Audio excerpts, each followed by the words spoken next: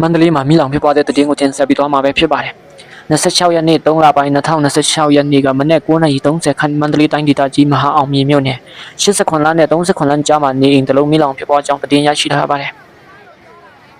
မဟာအောင်မြေမြို့နယ်မိသားစခန်းနဲ့အရာမိသားစခန်းမိသားရံများကိုထွက်ခွာမိငိမ့်တပ်ပြီး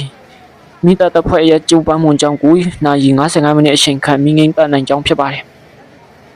အဆိုပါမိလောင်ဖြစ်ပွားရာမှာလူတအုပ်ထပ်မံနဲ့တည်ဆုံသွားကြောင်းသိရှိရပါတယ်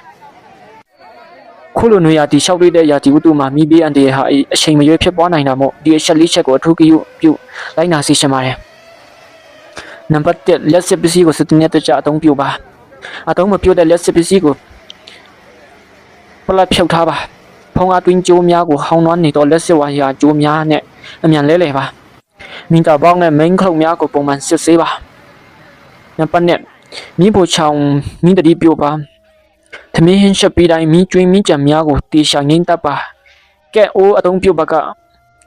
အဆုတ်ရှင်လုံမလုံနဲ့ပိုက်လိုင်းများကိုစစ်ဆေးပါသမင်းမိဖို့ဖြင့်ချက်ပြုတ်ပါကမိဖို့ဘေးတွင်လွယ်လွယ်ကူကူမိလောင်နိုင်တော့ပစ္စည်းများမထားပါနဲ့3ပဝန်းကျင်တန်းရှင်းရတဲ့အိမ်ဝန်းတွင်းရှိသောတရွက်တစ်ချောင်းများနဲ့အမိုက်များပုံမထားပါနဲ့စနစ်တကျဆွန့်ပစ်ပါခြံစည်းကိုနင်းရှိမီးရှို့ခြင်းကိုချောင်ကျင်ပါဆေးလိပ်တောက်တတ်ပါကဆေးလိပ်တောက်ပြီးတေချာမိငိမ့်ပြီးမှဆွန့်ပစ်ပါနံပါတ်4ကြိုတင်ပြင်ဆင်မှုရှိပါအရေးပေါ်ရှင်တွေအတွက်မိသားစုဘူးများရေပုံးတဲပုံးတို့ကိုအလွယ်တကူယူနိုင်သောနေရာတွင်ထားရှိပါမိသားဌာနရဲ့အရေးပေါ်ဖုန်းနံပါတ်191ကိုမှတ်သားထားပါမိဘေးအန်တဲ့ကင်းဝေးဖို့မိနစ်တိုင်းမှာတတိရှိကြပါစို့လို့ပြောစီရှင်ပါတယ်